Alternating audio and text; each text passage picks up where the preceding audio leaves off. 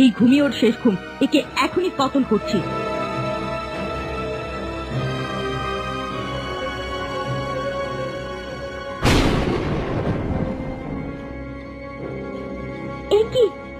তোমরা কে? কারা তোমরা? আমার ঘরে কি করছো তোমরা এত রাতে?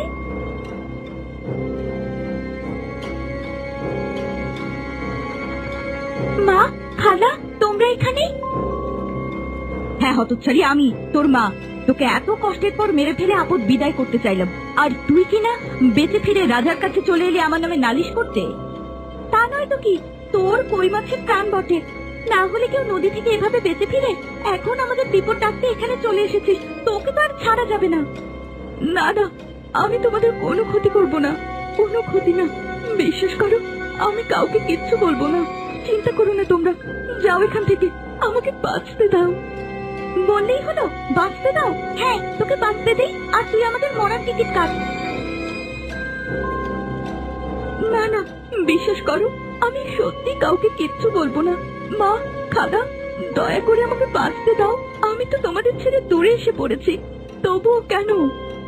না, তোকে কোনোভাবেই বাঁচতে দেয়া যাবে না, কোনোভাবেই না। না মা, মেরো না।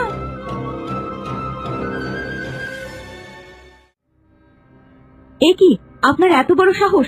আমারই রাজ্যে ঢুকে আমার অতিথিকে মারতে এসেছেন? কারা আপনারা? ছেড়ে দিন আমাকে, ওই মেয়েটা আমার পথের কাঁটা, একে শেষ করে ফেলবো আমি। দিদি, করছো কি? আমরা ধরা পড়ে গেছি, ছাড়ো ওকে, ছাড়ো, ছাড়ো দিদি। না, ছাড়বো না, একে মেরেই ছাড়বো আজ, যা হবার হোক।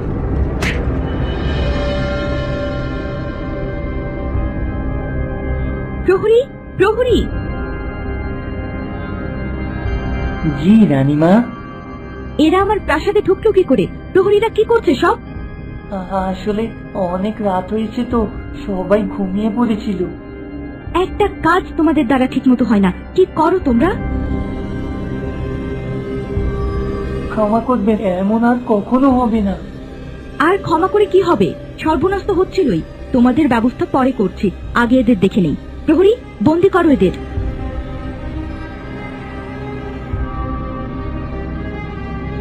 বুঝতে পেরেছি, এরা নিশ্চয়ই তোমার সেই সৎমা আর খালা।